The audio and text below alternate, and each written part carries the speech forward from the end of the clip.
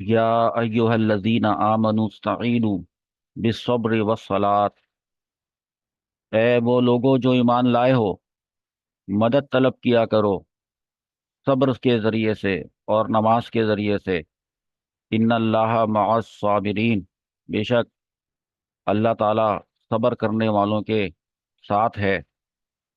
वला तक़ूलू, और मत कहा करो लिमन युक़तलू फी सबीलिल्लाहि, उस शख्स को जो शहीद कर दिया गया हो, कत्ल कर दिया गया हो, फी सबीलिल्लाहि, अल्लाह के रास्ते में, अमवात, उसको मुर्दा मत कहा करो, बल्कि अहयाउन, बल्कि वो जिंदा है।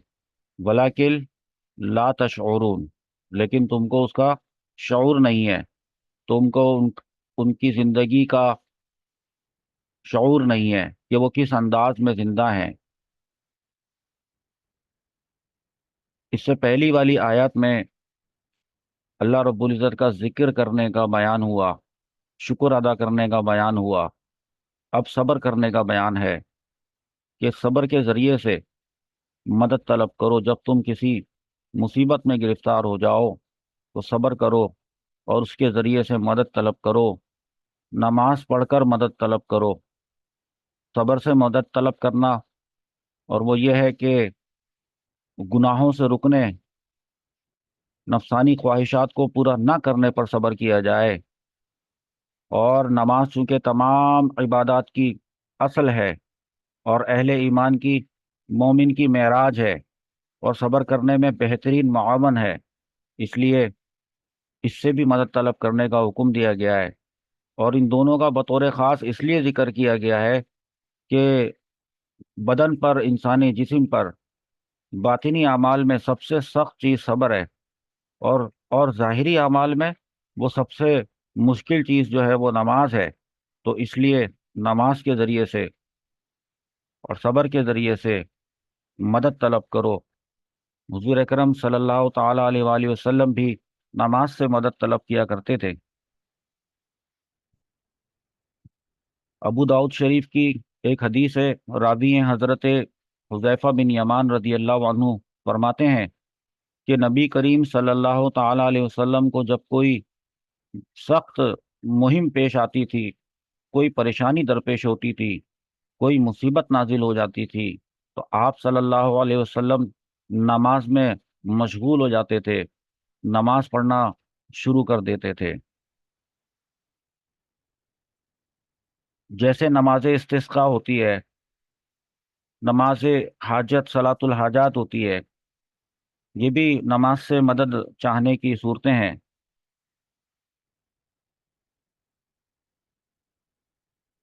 और आगे जो इरशाद फरमाया, इन्नल्लाह मअस साबिरीन, कि अल्लाह ताला सब्र करने वालों के साथ, साबिरों के साथ है।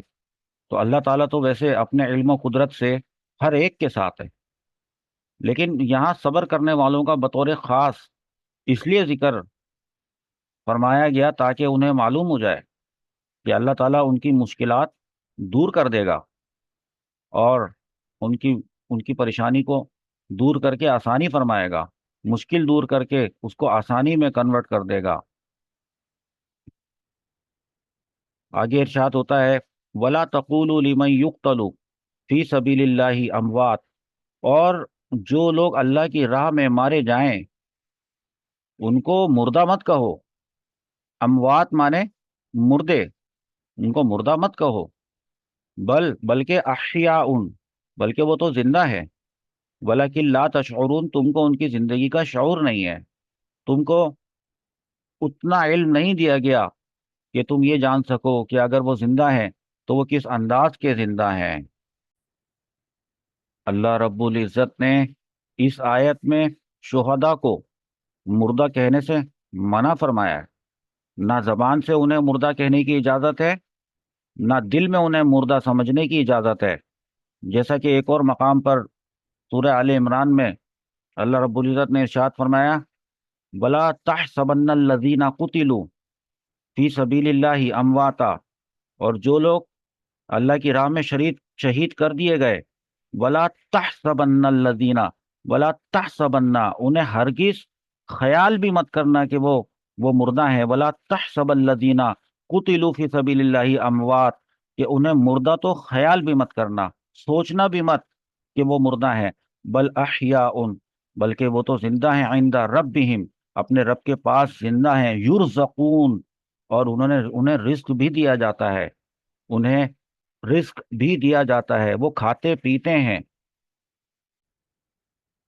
حضرت انس بن مالک رضی اللہ تعالیٰ عنہ سے روایت ہے کہ نبی کریم صلی اللہ تعالیٰ علیہ وسلم نے فرمایا، اہل جنت میں سے ایک شخص کو لایا جائے گا اور اللہ رب العزت اس سے فرمائیں گے کہ اے ابن آدم، تو نے اس جنت کو کیسا پایا، اپنی منزل کو، اپنے مقام کو کیسا پایا؟ تو وہ عرض کرے گا کہ اے میرے رب، بہت اچھی منزل ہے۔ تو اللہ رب العزت ان سے ارشاد فرمائیں گے کہ تو پھر مانگو اور کوئی تمنا کرو، اور تمہیں اور کیا چاہیے؟ تو وہ شہید عرض کرے گا کہ اے میرے رب، میں تجھ سے سوال کرتا ہوں کہ تو مجھے دنیا میں واپس ایک مرتبہ لوٹا دے، میں 10 مرتبہ تیری راہ میں شہید کیا جاؤں۔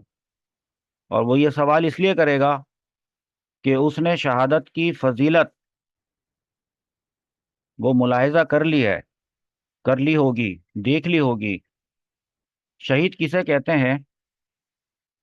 تو شہید کی فقہ میں یہ تعریف ہے کہ وہ مسلمان مکلف جو جہاد میں مارا گیا ہو یا ظلمن مارا گیا ہو، اور اس کے قتل سے مال بھی واجب نہ ہوا ہو، یا وہ جہاد میں یا ظلم میں مردہ پایا گیا، زخمی پایا گیا، اور بعد میں اس کا انتقال ہوا اور اس نے کوئی آسائش نہ پائی۔ تو شہید پر دنیا میں یہ احکام ہے کہ اس کو غسل نہیں دیا جائے گا اور نہ ہی اس کو کفن دیا جائے گا، اس کے اپنے لباس میں ہی اس کو رکھا جائے گا، اور بغیر غسل دیے، بغیر کفن پہنائے اس کو اسی کے اپنے لباس میں ہی دفن کیا جائے گا۔ نماز جنازہ اس پر جو پڑھی جائے گی، اس وقت اس پر کفن نہیں ہوگا۔ اب اللہ رب العزت کی راہ میں قتل کیے جانے والے جن لوگوں کا یہ بیان ہے، تو کچھ احادیث میں اور بھی مقتولین اور انتقال کرنے والوں کے بارے میں شہادت کے درجے کا بیان آیا ہے۔ بعض شہداء وہ ہیں کہ ان پر دنیا کے یہ احکام تو جاری نہیں ہوتے، لیکن آخرت میں ان کے لیے بہرحال شہادت کا درجہ احادیث میں مذکور ہے۔ جیسے کوئی ڈوب کر مر گیا، شہید ہے، جل کر مر گیا، شہید ہے، دیوار کے گاڑی کے نیچے دب کر مر گیا، شہید ہے، حصول علم دین کی راہ میں انتقال کر گیا، طالب علم دین، شہید ہے، حج کے لیے نکلا، انتقال کر گیا، شہید ہے۔ غرض یہ کہ راہ خدا میں مرنے والے بہت سے ایسے ہیں، احادیث میں تقریباً 40 قسم کے لوگوں کا بیان آیا ہے کہ ان کو شہادت کا رتبہ دیا جاتا ہے۔ البتہ جو جہاد میں اور ظلماً قتل کر دیا جائے، کافروں کے خلاف جنگ کرتے ہوئے شہید کر دیا جائے، تو دنیا میں یہ حکم ہے کہ اس کو غسل نہیں دیا جائے گا، کفن نہیں پہنایا جائے گا، ایسے ہی اسی کے کپڑوں میں اس کی نماز جنازہ ادا کی جائے گی اور اس کو دفن کر دیا جائے گا۔ آگے ارشاد ہوتا ہے، وَلَنَبْلُوَنَّكُمْ بِشَيْءٍ مِّنَ الْخَوْفِ وَالْجُوعِ وَنَقْصٍ مِّنَ الْأَمْوَالِ وَالْأَنفُسِ وَالثَّمَرَاتِ وَبَشِّرِ الصَّابِرِينَ۔ بہت ہی اہم بیان ہے، اس میں مسلمانوں کو یہ بات بتائی گئی ہے کہ اللہ رب العزت ان کو کچھ چیزوں سے آزمائیں گے۔ آزمانے کے لیے جو لفظ آیا ہے قرآن پاک کا، وہ ہے لَنَبْلُوَنَّ، لَنَبْلُوَنَّ، اور کم کا مطلب ہے تمہیں۔ تو یہ جو لَنَبْلُوَنَّ ہے، اس کو سمجھنے کی ضرورت ہے کہ اس کے حروف اصلیہ با، لام اور واو ہے۔ با، لام اور واو، اسی با سے پہلے یہ جو نون ہے اور اس سے پہلے یہ جو لام ہے، اور اس با کے بعد یہ جو لام اور واو ہے، تو اس کے حروف اصلیہ با لام واو، تو یہ تو آپ کو نظر آ گئے، اس کو روٹ ورڈز کہتے ہیں، اور یہ اس کا مادہ ہے۔ تو اس کی اصل یہ تھی کہ اس کی بنا یہ تھی کہ بلاوا یبلوو، بلاوا آزمایا اس ایک مرد نے، یبلوو آزمائے گا وہ ایک مرد، تو یبلو سے یا ہٹے گی جب اور اس کی جگہ نون آ جائے گی تو بنے گا نبلوو، اور نبلوو بغیر تعلیل کے ساتھ اس کا مطلب ہے ہم آزمائیں گے، آزمائیں گے ہم آزمائیں گے۔ تو اللہ رب العزت اگر ارشاد فرماتے کہ نبلو بشیء من الخوف، تو اس کا مطلب یہی ہوتا کہ ہم آزمائیں گے تمہیں خوف کے ذریعے سے، کسی چیز کے ساتھ خوف کے ذریعے سے ہم تمہیں آزمائیں گے۔ لیکن نبلو کے بجائے لام آیا، اور یہ لام تاکید ہے، تو بنا لنبلو۔ لنبلو کا مطلب ہے کہ ضرور، اس لام تاکید کا مطلب ہے ضرور آزمائیں گے، تو تب بھی یہ بات ہوتی کہ ہم تمہیں ضرور آزمائیں گے۔ لیکن لنبلو کے بعد نون مشدد آپ دیکھ رہے ہیں، اس کو نون ثقیلہ کہتے ہیں، اور نون ثقیلہ کا مطلب بھی تاکید ہوتا ہے کہ ضرور آزمائیں گے۔ تو ایک تو لام کا مطلب ہے کہ ضرور آزمائیں گے، اور نون مشدد نون ثقیلہ کا مطلب ہے کہ ضرور آزمائیں گے۔ تو اس کا مطلب ہے کہ دو ضرور جمع ہوئے، دو تاکیدیں جمع ہوئیں، تو ضرور بال ضرور آزمائیں گے، یعنی مطلب ہوا کہ وَلَنَبْلُوَنَّ، ہم آزمائیں گے تو تمہیں ضرور۔ تو یہ ہر شخص جان لے، ہر مسلمان جان لے کہ اللہ رب العزت نے قرآن پاک میں ارشاد فرما دیا ہے کہ ہم آزمائیں گے تو تمہیں ضرور، ضرور بال ضرور ہم آزمائیں گے۔ جو لوگ پریشان حال ہیں، بیمار ہیں، مصیبت کا شکار ہیں، کسی بھی چیز کی کمی کا شکار ہیں، ان کو یہ بات پتہ ہونی چاہیے کہ اللہ رب العزت کا یہ ایک فارمولہ ہے کہ وہ آزمائیں گے تو ضرور۔ تو اللہ تعالیٰ نے ارشاد فرمایا ہے کہ وَلَنَبْلُوَنَّكُمْ، ہم تمہیں آزمائیں گے تو ضرور، بال ضرور آزمائیں گے۔ اس لیے اس آزمائش کے لیے اپنی زندگی میں تیار رہنا، بِشَيْءٍ کسی بھی چیز کے ساتھ، من الخوف خوف سے، کبھی ہم تمہیں خوف سے آزمائیں گے کہ تم ڈر جاؤ گے۔ ساری زندگی میں بھی اگر مثال کے طور پہ بے خوف زندگی گزاری، تو ایک مرتبہ زندگی میں ایسا ضرور ہوگا کہ تم خوف کا شکار ہو جاؤ گے اور تم ڈرو گے۔ یہ آزمائش ہوگی، اور اس آزمائش میں تم نے کامیاب ہونا ہے۔ کبھی ہم تمہیں خوف سے آزمائیں گے، والجوع، اور کبھی ہم بھوک سے آزمائیں گے۔ بھوک ہوگی، ساری زندگی جب بھوک لگی تو کھانا ملا، بھوک مٹ گئی، لیکن زندگی میں ایسا ضرور ہوگا، کسی کے ساتھ زیادہ ہوگا، کسی کے ساتھ کم ہوگا، اور کسی کے ساتھ ایک مرتبہ ہی کیوں نہ ہوگا ضرور، چاہے وہ کتنے ہی امیر کبیر کیوں نہ ہو، ایسا ہوگا کہ اس کو بھوک لگے گی، اور اس کے پاس کھانے کے لیے کچھ نہیں ہوگا، اور اس کو بھوک برداشت کرنی پڑے گی۔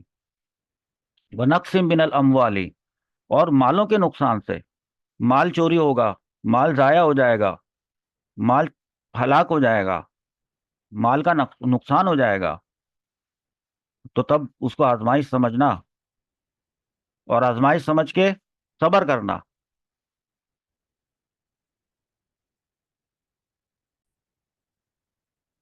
والانفسی والثمرات، والانفسی جانوں سے، جان کے نقصان سے، تمہاری جان کے نقصان سے آزمائیں گے تمہیں، تمہاری اولاد کی جان کے نقصان سے، تمہارے عزیز کے جان کے نقصان سے تمہیں آزمائیں گے، کہ انتقال ہو جائے گا، تمہیں آزمائیں گے، ہم تمہیں آزمائیں گے تو ضرور آزمائیں گے۔ اور کبھی پھلوں کی کمی سے، ثمرات کا مطلب ہے پھل، پھل سے مراد یہ کھانے والے پھل بھی ہیں، رزق بھی ہے، اور پھل سے مراد کبھی محنت کا پھل ملتا ہے، تو کبھی تم محنت کرو گے لیکن پھل نہیں ملے گا، کبھی صبر کا پھل ملتا ہے، تو تم کبھی صبر کرو گے لیکن ایسا ہوگا کہ اس کا پھل نہیں ملے گا، تو تم اسی وقت سمجھ جانا کہ یہ ہماری طرف سے ایک آزمائش آئی ہوئی ہے۔ وَلَنَبْلُوَنَّكُم بِشَيْءٍ مِّنَ الْخَوْفِ وَالْجُوعِ وَنَقْصٍ مِّنَ الْأَمْوَالِ وَالْأَنفُسِ وَالثَّمَرَاتِ، ان باتوں کو یاد رکھنا۔ اور پھر جب یہ مصیبتیں کسی پر آئیں، چاہے ساری کی ساری اکٹھی ہی کیوں نہ آ جائیں، اور پھر وہ اگر صبر کرے ہمارے حکم سے، تو پھر اے نبی کریم صلی اللہ تعالی علیہ وسلم، وبشری وبشر الصابرین، بشر امر کا صیغہ ہے، بشر خوشخبری سنا دیجئے ان کو، الصابرین صبر کرنے والوں کو۔ یہ صبر کرنے والے کیسے ہیں؟ الذین اذا اصابتہم مصیبہ، یہ وہ لوگ ہیں کہ جب ان کو کوئی بھی مصیبت پہنچتی ہے، جب ان پر کوئی بھی پریشانی آتی ہے، تو قالو، تو وہ کیا کہتے ہیں؟ وہ روتے نہیں ہیں، وہ چلاتے نہیں ہیں، وہ شکایات اپنی زبان پر نہیں لاتے ہیں، بلکہ وہ تو کہتے ہیں انا للہ، ہم خود اللہ تعالیٰ کے ہیں، وَإِنَّا إِلَيْهِ، اور اسی کی طرف راجعون، ہم پلٹ کر جائیں گے۔ یہ جو ہمارا نقصان ہوا، یہ جس چیز کا نقصان ہوا، وہ چیز تو تھی اللہ تعالیٰ کی، اس چیز کے نقصان کرنے پر ہم کیوں روئیں یا کیوں پریشان ہوں؟ بلکہ ہم تو صبر کرتے ہیں، کیونکہ وہ چیز جو گئی وہ اس کا مالک اللہ تعالیٰ تھا، تو رہی اس چیز کے نقصان کی بات، ہم تو خود اللہ تعالیٰ کے ہیں، ہم تو خود اللہ تعالیٰ کا مال ہیں، انا للہ، ہم خود اللہ تعالیٰ کا مال ہیں، وَإِنَّا إِلَيْهِ راجعون۔ جیسے یہ چیز چلی گئی، جیسے اس چیز کا نقصان ہو گیا، یہ اللہ تعالیٰ نے واپس لے لی، ہمیں بھی اللہ تعالیٰ ایک دن واپس بلا لیں گے۔ اب چاہے وہ کسی جرم کی سزا ہو، کسی گناہ کی سزا ہو سکتا ہے کسی ناشکری کی وجہ سے نعمت چھن گئی ہو، تو تب اس کو احساس ہوا ہو۔ بہرحال صبر کرنا جب کوئی سیکھ جاتا ہے، صبر کرنا اس کو پتہ چل جاتا ہے کہ کیسے صبر کیا جاتا ہے، اور وہ نماز میں مشغول رہتا ہے، دعا کرتا ہے، ایفرٹس کرتا ہے پریشانی دور ہونے کی۔ اللہ تعالیٰ نے نبی کریم صلی اللہ تعالیٰ علیہ وسلم سے ارشاد فرمایا کہ آپ ان کو، صبر کرنے والوں کو خوشخبری سنا دیں۔ یہ وہ لوگ ہیں کہ جب ان پر کوئی مصیبت نازل ہوتی ہے تو یہ واویلا کرنے کے بجائے کہتے ہیں کہ انا للہ و انا الیہ راجعون۔ اولئک علیہم، یہی تو وہ لوگ ہیں جن کے اوپر صلوات من ربہم، ان کے رب کی طرف سے درود ہیں۔ درود کا مطلب رحمتیں ہیں۔ بات یہیں پہ مکمل نہیں ہوئی ہے، آگے فرمایا ورحمہ، یہ رحمہ نکرہ کا صیغہ، اور یہ رحمت ایک خاص رحمت ہے، ایک مخصوص قسم کی رحمت ہے اللہ تعالیٰ کی، جو صرف ان لوگوں کے لیے مخصوص ہے جو صبر کرتے ہیں۔ یہ صبر کرنے والے ہی تو اولئک علیہم صلوات، یہی تو وہ لوگ ہیں کہ ان کے رب کی طرف سے ان پر رحمتیں نازل ہوتی ہیں، اور ایک وہ خاص رحمت جس کا یہاں پر ذکر کیا، وَأُولَئِكَ هُمُ الْمُهْتَدُونَ، اور یہی وہ لوگ ہیں جو ہدایت پائے ہوئے ہیں۔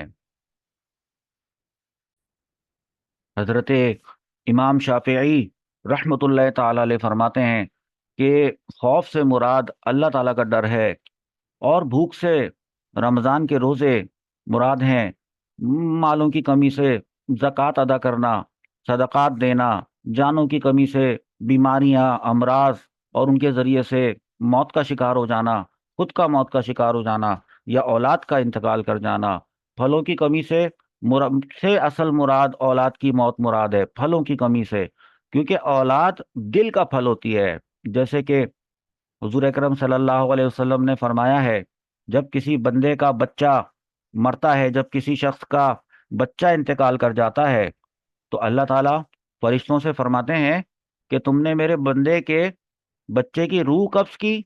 وہ عرض کرتے ہیں کہ ہاں یا اللہ تعالیٰ ہم نے کی۔ تو اللہ رب العزت ارشاد فرماتے ہیں کہ تم نے اس سے اس کے دل کا پھل چھین لیا ہے؟ وہ عرض کرتے ہیں کہ جی ہاں یا اللہ تعالیٰ ہم نے ایسا ہی کیا ہے۔ تو اللہ رب العزت جو ہر بات جانتے ہیں، وہ اپنی مخلوق کو، اپنے بندوں کو سکھانے کے لیے پھر فرشتوں سے پوچھتے ہیں، دریافت کرتے ہیں کہ تم نے یہ جو میرے بندے کے بچے کی روح قبض کی، اس کے دل کا پھل ثمر اس سے چھین لیا، تو اس پر میرے بندے نے کیا کہا؟ تو فرشتے عرض کرتے ہیں کہ یا اللہ تعالیٰ اس نے تیری حمد بیان کی، تیرے بندے نے یوں کہا انا للہ و انا الیہ راجعون، پڑھا۔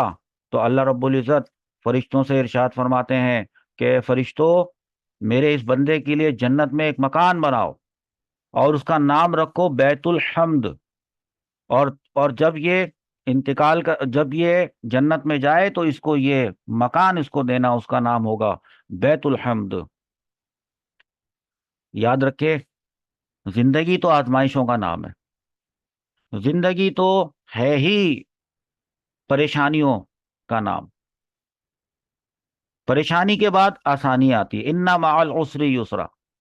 ہر پریشانی، لیکن یہ فرما دیا ہے کہ ہر پریشانی کے بعد آسانی تو ضرور آتی ہے۔ ہر ساری زندگی آسانی میں گزرے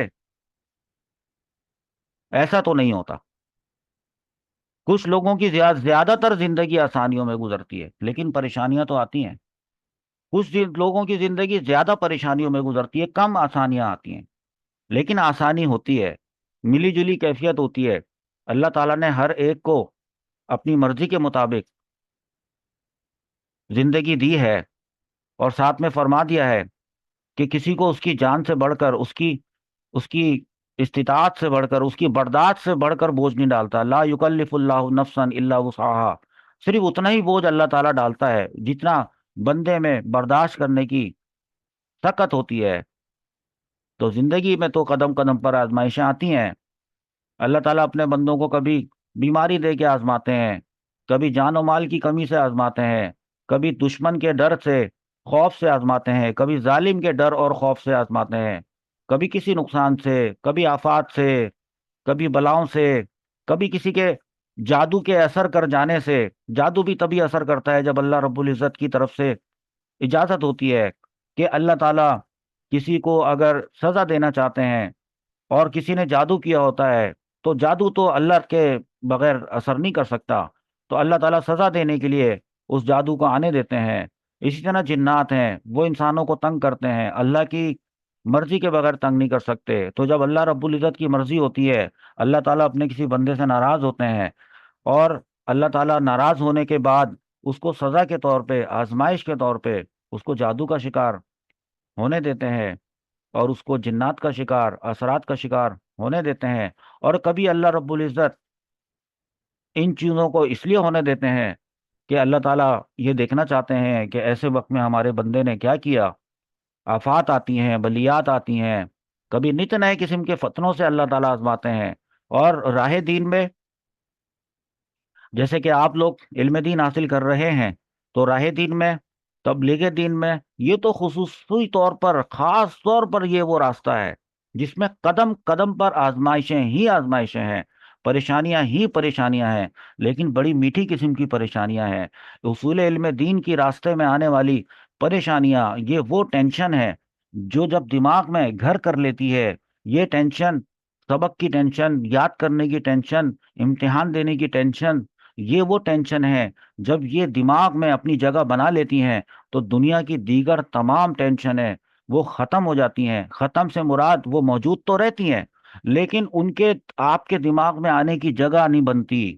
دماغ میں مزید کسی ٹینشن کے آنے کی جگہ ہی نہیں رہتی، کیونکہ حصول علم دین کی، اللہ کے کلام کی سیکھنے کی، احادیث سیکھنے کی، فقہ سیکھنے کی، اللہ تعالیٰ کے رسول صلی اللہ تعالیٰ علیہ وآلہ وسلم کے اسوہ حسنہ کو سیکھنے کی، یہ جو ٹینشنیں ہوتی ہیں کہ یاد نہیں ہو رہا ہے، سمجھ میں نہیں آ رہا ہے، سبق مشکل ہے، یہ وہ ٹینشنیں ہوتی ہیں کہ جب یہ دماغ میں پوری طریقے سے جگہ بنا لیتی ہیں تو یہ پورے دماغ کو، دل و دماغ کو گھیر لیتی ہیں، اور اس کے بعد جو دنیا کی ٹینشنیں ہوتی ہیں وہ فیل نہیں ہوتی، ان کا احساس نہیں ہو پاتا، وہ چھوٹی لگنے لگتی ہیں۔